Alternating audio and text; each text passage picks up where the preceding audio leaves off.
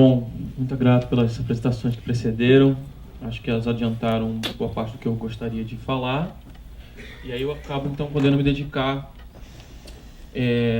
complementar, talvez, a explorar, quem sabe, boa parte do que a gente está vendo de transformação que a internet trouxe para nós, afunilando no que Miguel chamava um pouco a atenção, e Leone deixou clara a crise da indústria fonográfica, etc. Então eu quero tocar um pouco nesses pontos e trazer talvez um conceito complementar, ou umas ideias complementares para a gente tentar levar a sério, e aí é um pouco provocativo mesmo, as transformações que a internet está trazendo para nós, as possibilidades que ela trouxe, e que, se não estão sendo exploradas, talvez pela maioria das pessoas, elas continuam sendo exploradas pelas redes peer-to-peer, pelo anonimato, por redes de criptografia, e que hoje, enfim, as pesquisas de 2009, e a breve correção meu mestrado foi sobre direito autoral e propriedade intelectual, e agora eu estou fazendo um doutorado sobre propriedade genética.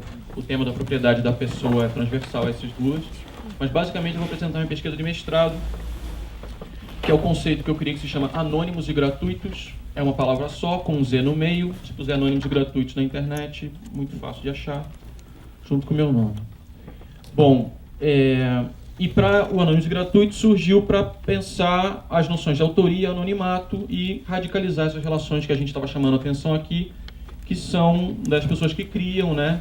E como que elas podem criar e manter a sua vida e, ao mesmo tempo, pensar o que Miguel chamava bastante atenção aqui, que é o direito ao acesso à cultura, que é basicamente esse confronto que vem aparecendo historicamente, que é o direito individual privado, que o autor busca ser remunerado e reconhecido por isso, em contraste, digamos, ao acesso à cultura, um direito assegurado pela Constituição brasileira, o direito à educação, etc. Então, né, na esteira dessa disputa, e esse é talvez o argumento central que eu tento trabalhar, muito se perdeu sobre a reflexão técnica do que a internet proporcionou, sobre os questionamentos do que é autoria e do que é troca, por exemplo, de bens na internet.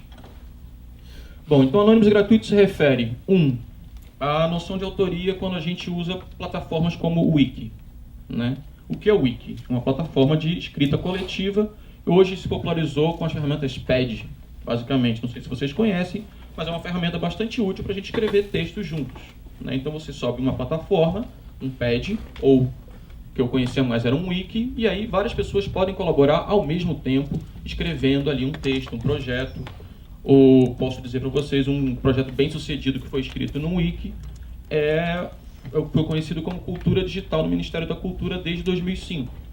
Centenas de pessoas se juntaram, escreveram um wiki, uma consultoria para o Ministério da Cultura, e isso se tornou uma política pública, a maior política pública de cultura que esse país já teve.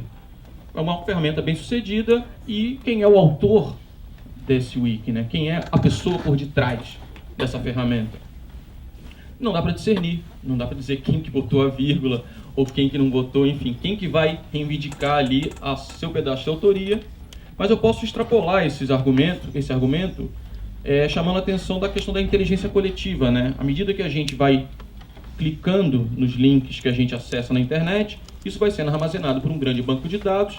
Então é como a gente está votando a favor daquele site que a gente está usando. Então esse banco de dados é alimentado e é isso que faz a hierarquia dos principais buscadores da internet. Eles vão oferecer para a gente aquilo que foi acumulado por nós mesmos. Se a gente for fazer avaliação de um livro, por exemplo, tudo que as editoras colocam na internet lá, faça a primeira avaliação, etc. É como trabalhar de graça, como você dá opinião ali para valorizar aquele produto, e eles vão acumular aquilo como riqueza, como bem, como remuneração, como mercadoria.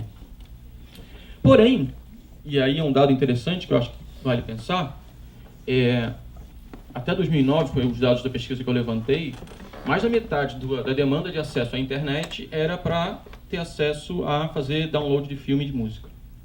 É o que as pessoas estavam a fim de fazer, né? Hoje em dia isso não deve ter mudado tanto, não sei quantos de nós aqui é pirata, faz download, etc. Mas para dizer que isso é uma prática cotidiana e que, de fato, é a ampliação do acesso das pessoas aos bens culturais, né, criados para comunicar à sociedade, né? Também eu combato fortemente a premissa de que a ideia de autoria, reconhecimento de autoria, é para que o autor se sinta estimulado a continuar produzindo, né?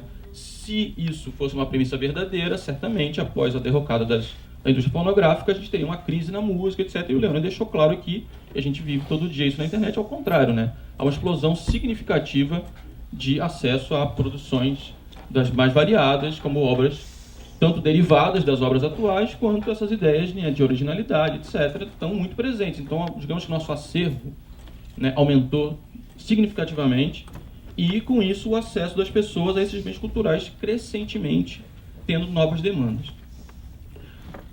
Um ponto que eu acho que cumpre lembrar nessa história que foi trazida aqui por Leone e aprofundada, em certa medida, com a questão da mercadoria pelo Miguel, é uma distinção que é pouco lembrada quando a gente fala de internet, de bens culturais, de bens móveis, que esse é o nome técnico que os advogados, que juridicamente a gente dá para a propriedade intelectual, né, são os bens móveis, quanto prédios, né, e tal, etc., são bens imóveis. Então, os bens móveis, eles pertencem à natureza da abundância, né? O exemplo clássico que a gente trabalha nessa linha é: se eu lhe dou uma pera, você me dá uma maçã, cada um de nós tem uma fruta. Se eu lhe dou uma ideia, você me dá uma ideia, cada um de nós tem duas ideias. O que está acontecendo nesse debate todo, já histórico, de propriedade intelectual e direito autoral na internet, é que tenta-se enquadrar o século XVII, mais precisamente o XIX, no século XXI. Ou seja, se quer transferir uma ideia de escassez de produtores, escassez de artistas, escassez de talentos, para um mundo onde o que a gente vive é a abundância do acesso às produções, né? Então, em nome, como muito bem lembrou o Leone aqui, do interesse do intermediário. Bom, então mesmo no mundo liberal, é curioso isso, onde a gente tem a restituição da capacidade de associar-se, né, ao seu próprio artista. Você pode remunerar diretamente o artista na internet. Isso não é suficiente para o sistema liberal, né? Ele quer manter a ideia de que esses talentos são escassos, que as pessoas não produzem se elas não receberem diretamente, né, do intermediário o reconhecimento, quando na verdade o reconhecimento foi possível se restabelecer justamente pela internet. A gente pode diretamente reconhecer o nosso autor e, como verdadeiro fã-clube, dizer: olha, vou pagar para você continuar produzindo. Passo a um outro questionamento que me parece relevante nesse contexto todo, que é o funcionamento das redes peer-to-peer.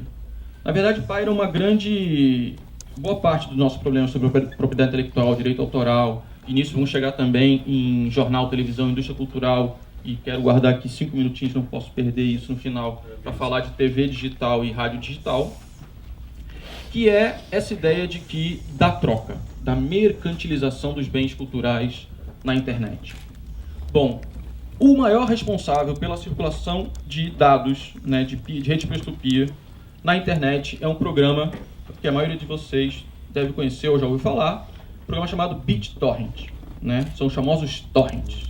Bom, o BitTorrent foi escrito, é um software livre, foi escrito por um único cidadão chamado Bram Cohen, norte-americano, mora em São Francisco, tem 2 filhinhas, e ele teve essa ideia de trabalhar com a indústria cinematográfica e via que a circulação de dados não era ótima no sentido que ele gostaria de dar, porque os arquivos de cinema de vídeo são muito, muito pesados. Então ele bolou um sistema que os arquivos ganham mais velocidade no intercâmbio deles, né, na possível troca, quando eles são baixados simultaneamente ao movimento de disponibilizá-los. Ou seja, a lógica é: você está demandando um conjunto de arquivos, e ao mesmo tempo que você está baixando, você está tornando esses arquivos também disponíveis. Então ele inverte a lógica, ele faz com que aquilo que seria de difícil acesso para você copiar, quando você consegue copiar, você também se torna um seed, uma semente, você também está disponibilizando.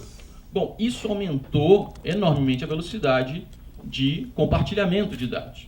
Mas isso traz também um outro questionamento, que foi um ponto que eu venho me debruçando há algum tempo, que é a noção de que com o BitTorrent, com essas redes peer-to-peer, na verdade, não se verifica a troca.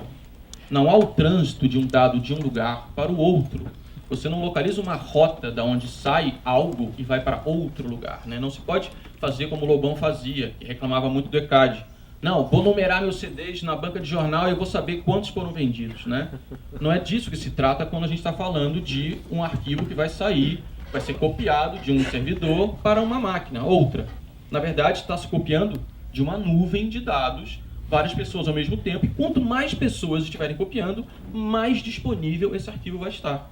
Ou seja, uma lógica totalmente oposta à lógica anterior da escassez, que um arquivo só poderia ser copiado, que é o que a indústria cinematográfica insiste em desensinar para nossas crianças, dizendo que você fazer um download de um filme é como você roubar uma carteira. Como eu apresentei aqui brevemente no começo, na verdade são duas coisas de natureza totalmente distinta. Uma coisa é você copiar algo da nuvem, da ordem virtual, né? Você não está tirando nada de um lugar e levando para outro. Outra coisa é você tirar um bem material de um lugar e levar para outro. Bom, não havendo troca, né? Como então estabelecer os regimes mercantis nas redes peer-to-peer? Houve já propostas, inclusive, do taxímetro da internet. Não, vamos fazer uma doação, todo mundo que tem acesso à internet vai pagar seus R$3, e aí quem for mais baixado, etc., vai ter mais acesso do bolo de todo mundo que está recebendo. Foi uma proposta que circulou, etc.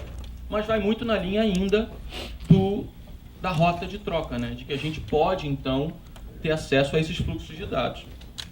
Quando, na verdade, e aí eu parto para outros exemplos, né, que enfatizam o anonimato. Há um movimento fortíssimo na internet, quem não gosta de ser vigiado na internet, etc., agora virou uma verdadeira fobia, né? Estamos sendo vigiados, etc. e tal.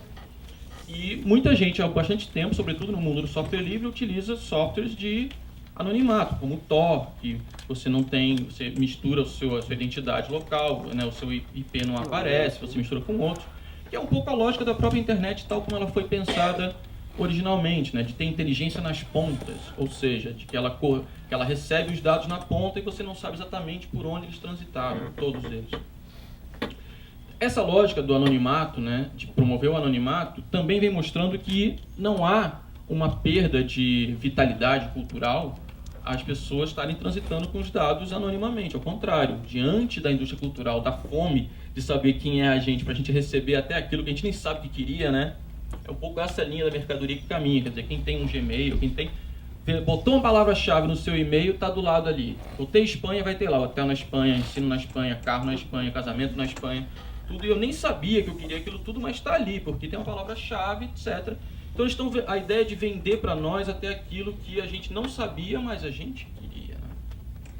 O anonimato serve para proteger tanto desse tipo de invasão, mas, mais do que isso, e esse é um avanço que é difícil, tem sido difícil o debate com nossos colegas, sobretudo europeus e norte-americanos, porque eles vêm com uma raiz muito forte, arraigada, na questão do indivíduo, né, do indivíduo proprietário, que é onde caminha isso tudo.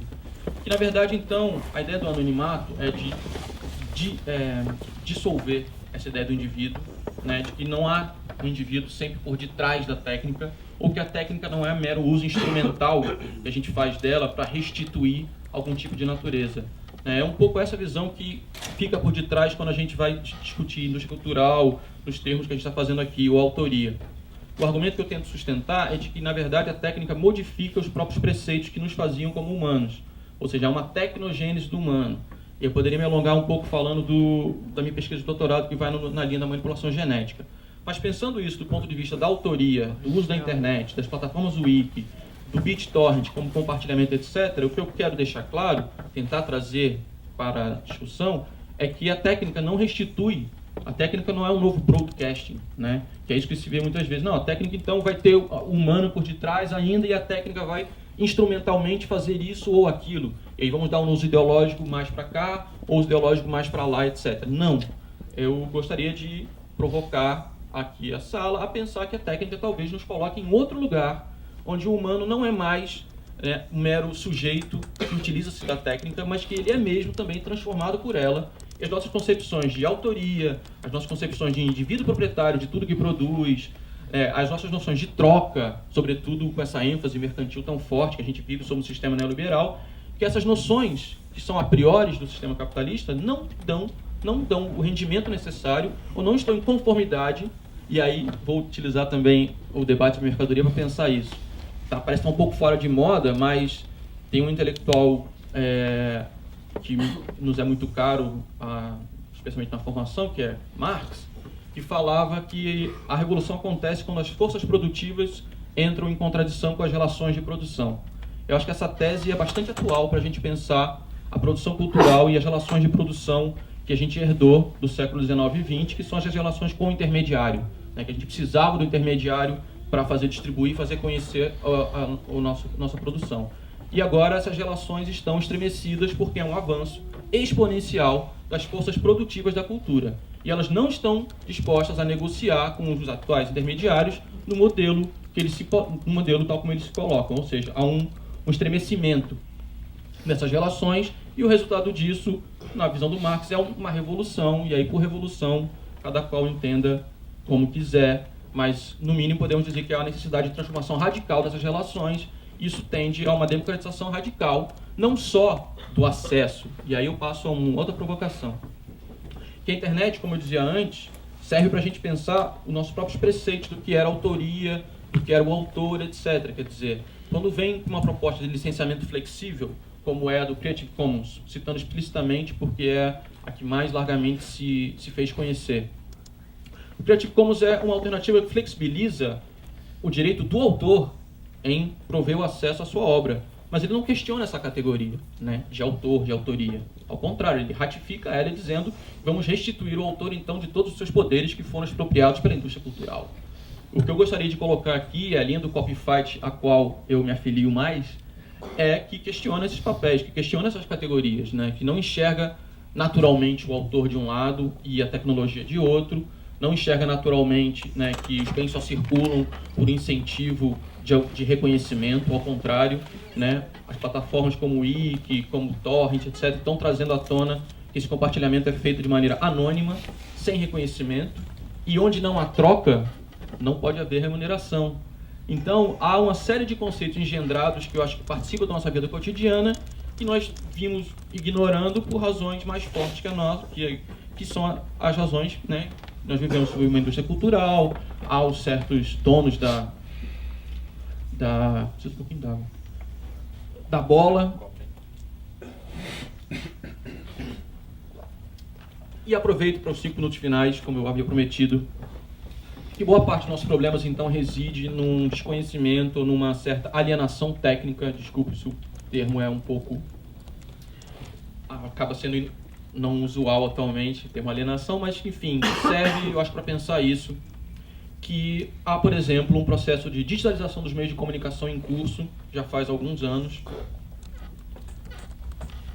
A TV digital é uma realidade em vários países do mundo, inclusive no Brasil, e o rádio digital está vindo aí com toda a força para fazer a digitalização, né, dos meios de comunicação se completar, e os meios de comunicação, que em tese seria quem deveria propor o debate público a respeito desse assunto que é notadamente de interesse público, não faz esse papel, e talvez eu consiga trazer aqui o porquê disso, porque basicamente a digitalização oferece a oportunidade da gente multiplicar exponencialmente o número de emissores, né? Então, assim, onde cabia uma rádio, podem caber 2, onde uma rádio fazia uma única programação, elas poderão fazer 4. No caso da televisão, onde hoje uma televisão ocupa 6 MB de banda e ela tem 2 canais adjacentes, que é um em cima e outro embaixo, para não dar interferência. Vale lembrar que no digital não há interferência, porque são fluxos de dados, ou seja, os canais adjacentes que eram preservados para não haver interferência podem ser utilizados. A TV digital de 6 MB, então, pode ser dividida em 4, e cada um desses 4 canaizinhos pode transmitir 4 programações, né? Então, uma TV, onde cabe espaço para uma TV, a gente multiplica por 4, depois multiplica por 4 de novo, e depois multiplica por 2, que é o canal de cima e o canal de baixo. Isso dá 48 na minha matemática rápida, que é um dado que deve ser levado em consideração, porque há no Brasil, paira, né, sobre nossas cabeças, o mito, o problema histórico de que a gente vive o monopólio das comunicações, e a gente não vê nunca saída para isso, mas parece que a digitalização poderia ser. No entanto, não é. E aí volto à questão da alienação técnica, porque basicamente se vem vendendo o peixe, que é a TV digital, é a evolução natural do preto e branco, como foi o preto e branco para o colorido, agora ela é o super colorido, né? Então, de fato, se a televisão for a evolução do super colorido, ou seja, a gente só vai ter HD em todos os canais, e para a gente poder assistir televisão digital só vai valer a pena se a gente comprar um televisor que seja capaz de ver alta definição, E não me parece que tem sido esse o interesse da população brasileira. Talvez seja esse o motivo pelo qual a TV digital brasileira é um fracasso absoluto do ponto de vista de vendas, etc. O Ministério das Comunicações chegou mesmo a cogitar a tal da Bolsa Novela, que foi apelidada, que era para justamente subsidiar, né, a compra dos receptores, etc., porque a população não estava aderindo no mesmo ritmo que as emissoras gostariam. E, por fim, o rádio digital, que não foi escolhido ainda e que está para ser escolhido, e sobre o qual também sabemos pouquíssimo, né? Pouquíssimo é divulgado sobre o que está na pauta. Está na pauta um sistema norte-americano, propriedade de uma única empresa, que se chama Ubiquiti, ou um sistema que se chama Rádio Digital Mundial, que é de um consórcio internacional que mantém esse sistema funcionando. Ele nasceu na Índia, com parceria das entidades, das rádios públicas da Alemanha, da França, então é um consórcio aberto e funciona em software livre, é um sistema aberto. Bom, e ele otimiza enormemente o uso do espectro, além de funcionar em ondas curtas, etc. E terminando, então, qual a importância que eu vejo, por que eu estou terminando falando de rádio digital e TV digital? É porque assim como eu chamava a atenção sobre a internet, sobre as funcionalidades que a internet tem e sobre as categorias que ela implode, o rádio digital faz o mesmo. O rádio digital, a gente aprendeu que rádio Brasília tinha que alocar os canais de rádio para que a gente não se interferisse mutuamente, para que não houvesse o solipsismo, todo mundo gostaria de falar e ninguém poderia se ouvir, quando na verdade as tecnologias digitais são capazes elas mesmas de localizar os seus próprios espaços livres no espectro, né? São chamados rádio cognitivo. Então o próprio rádio localiza qual é a frequência disponível no espectro e ele sintoniza. Além disso, existe o Software Defined Radio, o rádio definido por software, que agora o software faz muitas das atividades que só fazia o hardware. Então, esse Software Defined Radio, definir o rádio por software, significa dizer que o espectro, que era uma ideia de uma janela onde a gente tinha acesso quase que exclusivo, né? Essa ideia de acesso exclusivo, por isso que Brasília dava concessão, o Software Defined Radio ele faz com que a gente compartilhe o espectro. Se alguém quiser entrar no lugar onde você está transmitindo, você vai receber um sinal e você pode diminuir um pouquinho a qualidade do que está transmitindo, para que você abra com isso a possibilidade de outra pessoa se comunicar, que, como sabemos, é um direito fundamental desde 1948. Toda pessoa tem direito à livre expressão, independentemente de fronteiras ou prévia autorização, e esse direito agora pode ser cada vez mais assegurado com a tecnologia digital. Porém, não basta a tecnologia estar disponível, não basta. Há uma disputa política enorme em torno disso e pouco sabemos a respeito disso. Por fim, então, é isso. Há uma modificação muito maior do digital sobre as nossas cabeças do que, eventualmente, isso vem aparecendo. Mas essas mudanças são da ordem da abundância, não da escassez. Então, elas permanecem como excesso, ainda que os monopólios, etc., lutem até o fim para manter os seus respectivos papéis.